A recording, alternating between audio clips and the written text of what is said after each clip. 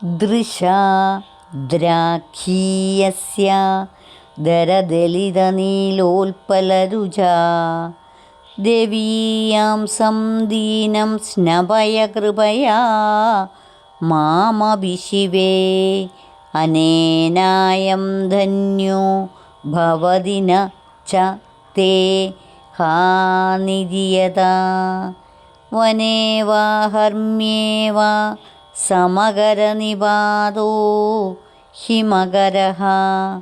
സൗന്ദര്യലഹരി ശ്ലോകം 57. ഹരി ഓം. അല്ലയോ മംഗളാത്മികയായ ദേവി, വിളിക്കുകയാണ്.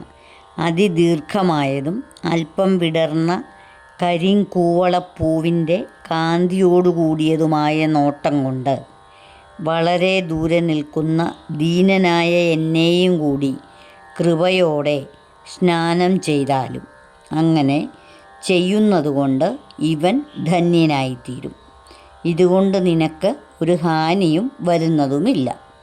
ശീതകിരണനായ ചന്ദ്രൻ വനത്തിലായാലും മാളികയിലായാലും തുല്യമായി രശ്മികളെ പതിപ്പിക്കുന്നവനാകുന്നുവല്ലോ. ദേവി രൂപവർണ്ണന തുടരുകയാണ്. ദേവി കടാക്ഷത്തിൻ്റെ മഹിമ ഈ ശ്ലോകത്തിൽ കീർത്തിക്കുന്നു. അവിടത്തിൽ നിന്നും വളരെ അകലെ ദീനനായിരിക്കുന്ന ഈ ഉള്ളവനെ അവിടുത്തെ ആ കൃപാകടാക്ഷങ്ങളാൽ സ്നാനം ചെയ്യിച്ചാലും അവിടുത്തെ കൃപ കൊണ്ട് ഈ ഉള്ളവനെ കുളിപ്പിച്ചാലുമെന്നർത്ഥം.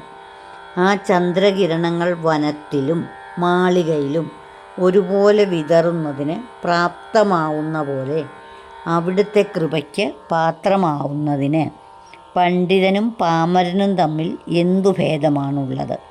ഒന്നുമില്ല തന്നെ. അപ്രകാരം ഈ ഉള്ളവനെ കൂടി അനുഗ്രഹിക്കുന്നതിന് അവിടത്തേക്ക് എന്ത് നഷ്ടമാണ് വരുവാനുള്ളത്?